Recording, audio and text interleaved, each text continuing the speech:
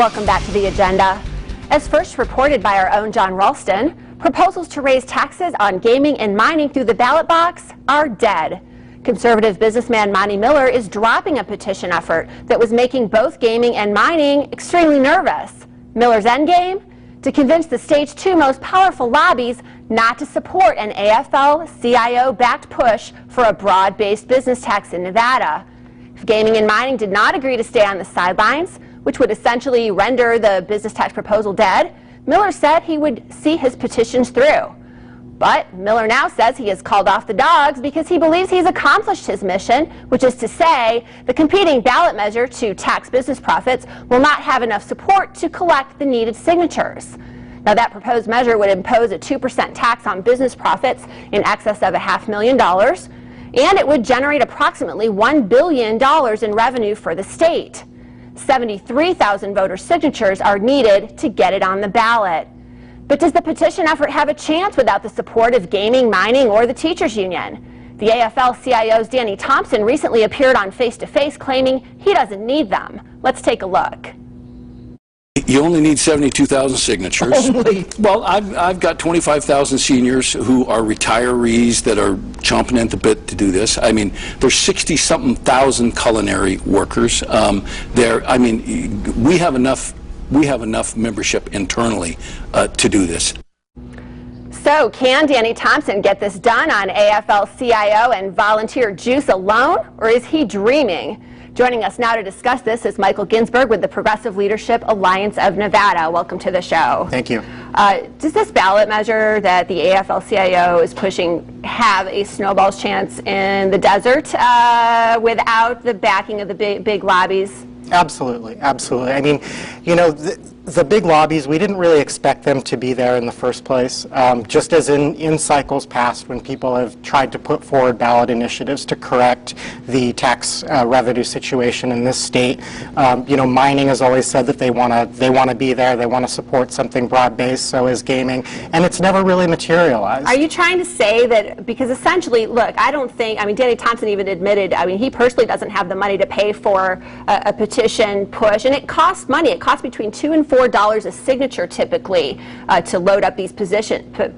73,000 signatures, not a small number. I'm extremely skeptical that there is any way to get this done without the money and resources to back it. Well, if you recall, Plan did a similar initiative back in 2010, and we got 60,000 signatures, and we didn't spend a single dime on a signature. Is Plan going to be walking and knocking doors, or are Plan volunteers going to be knocking doors for this ballot? It's something we're looking at very closely, and we'll lend our support in whatever way we can. You know, I think that there is a good chance, well, maybe not a good chance, but a chance, certainly a possibility that AFL-CIO can get their signatures. That does not seem to me unrealistic. What seems unrealistic to me is that they can actually put this thing across the finish line in terms of voters if you don't have mining and gambling and several members of the business community who are willing to come out and explain why it's necessary. If they're isolated politically, then a tax hike becomes a tough sell. Am I right? Absolutely, and that's always part of the strategy with a lot of these folks. It's divide and conquer, and we see this time and again with all of these initiatives, and it will be very difficult. And it's really unfortunate that you've got groups like, you know, the Chamber of Commerce coming out against a broad-based business tax. When you look at the AFL's initiative, taxes for small businesses, whom the Chamber claims to represent, but I don't think that they really do, taxes for those businesses would actually go down. You know, greater than 80% of these businesses wouldn't be taxed. I get what you're saying, but with respect to the Chamber of Commerce, you know, painful as it is for me to admit, I've got to get them some credit because they're at least candid about their position, as opposed to gambling and mining, which go up to the legislature every session and say, oh yes, we support a broad-based business tax. And then, of course, as you suggested earlier, when push comes to shove, they're nowhere to be found. It's all just a bunch of noise, a bunch of smoke that they're filling up in the air. It's disgusting. It's pathetic. I don't know why Nevadans aren't outraged, and I can't believe people continue to take anything these people say seriously anymore. Yeah, and eventually people are going to get to the point where they are so outraged that they're going to, you know, start turning folks out of office Congress and putting folks in there that will actually do the job that they're elected to do at the legislature, which is correct this revenue situation. And speaking of turning people out of office, even if this, let's say this petition makes it, they get the signatures and they get the votes in November, it still has to go to Carson City. And one of the things Monty Miller said yesterday is that he is pretty sure the governor and the Republicans in Carson City are going to quash this if it even makes it up there. Yes. We'll be back for more on that and our discussion on tax petitions right after this. Stay with us.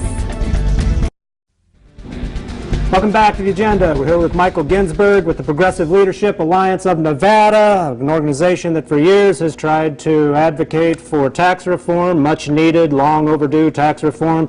Looks like maybe it won't happen again this year. We were talking before the program, getting reports that Monty Miller, who is drawn away from these petitions on mining and gaming, meeting with Brian Sandoval, perhaps as we speak right now, to discuss, I don't know, how to eliminate pensions for public employees or something along those lines. But look, the Republicans, labor is split on this issue between the teachers union and the AFL-CIO. Culinary seems to be silent.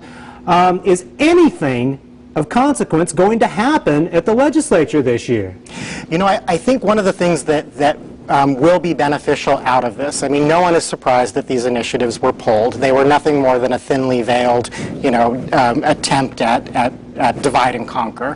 But I think what this will do going into the legislative session is focus attention like a laser on Senate Joint Resolution 15, which remind us, which was proposed last session and passed, that would take the mining industry once and for all out of our Constitution where they don't belong, so that we can actually tax them. Right, and for the viewers who are not familiar with the mining language in the Constitution, I will remind you that it is a 5% on net as opposed to gross. There are enormous deductions that are allowed to be taken out as a result of that. If we get it out of the Constitution, then the thinking goes we can either raise the net or just put a tax on them on gross and dramatically increase the amount of revenue from the mining industry. So they'll have a target on their back this time coming up. Absolutely, and people are, as you said, they're going to be incensed that we have been unable to do anything about this problem year after year after year.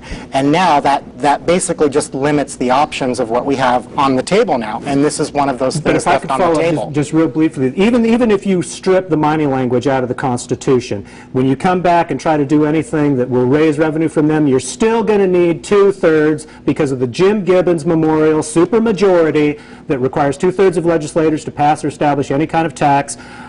At what point does the progressive community decide that that itself is something that needs to be attacked, that 2/3 requirement? That actually was something that we had discussed this year, looking at, maybe instead of trying to do these initiatives and trying to overcome the 2/3 requirement, maybe we should just do away with the 2/3 requirement and actually have up or down votes on these revenue measures, as we should, so that the legislature can actually do their job. I don't think it's going, I don't think that's going to be an easy task. I think the conservatives would love to see you make that your sole focus, because I think they're pretty confident that that's going to stick, and I think there is some degree of public support for that, requiring that 2/3 majority, because it requires moderation in order to get to 2/3. It's a violation of democracy. It allows 1/3 of the people to inflict their will on 2/3. Hell, that's un-American. It requires 2/3 of the legislators to work together on something that everyone can agree on. That's anti-democratic. Which is more likely to reach a moderate, common sense solution. It doesn't require 2/3 of the legislators to cut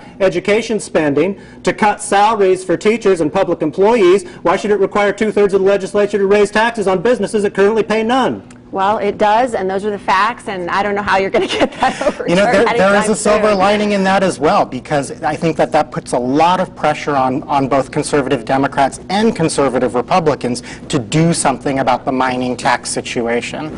And so I think voters are going to be looking to those folks to take some responsibility. We've heard a lot of rhetoric already. Senator Michael Roberson out with a press release this week talking about tax reform. Senator Mo Dennis on this program not that many days ago talking about tax reform. So everyone's saying they're willing to come to the table and talk about it, but it seems when we get into specifics and the nitty-gritty of some of this stuff, I mean, that's where the differences arise, and nothing Mike Ginsburg, can I ask you, what do you think is the most appropriate way to characterize Roberson's statement about tax reform?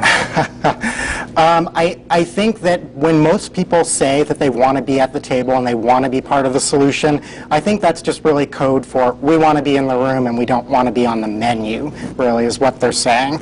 And, you know, meanwhile, they're still holding their meetings and making these backdoor or backroom deals, just as they always have. Look, with the Republicans have, I think, a fair shot to take the Senate in Carson City next year. And so I think Senator Roberson believes he's speaking from a position of strength and that he's not really going to have to compromise, and instead it's the Democrats that are going to have to come to the table if they want to get anything done up there, and they're probably going to have to start from a conservative position in order to get that discussion off the ground, which I know you two hate. So, all right, actually, you might be surprised. You might be surprised. You might not hate it as much as you think. Listen, Michael Ginsburg of Plan, thanks so much for coming on the show, as always. Always a pleasure. Really appreciate it. Elizabeth and I will be back with some takeaways about all this right after this.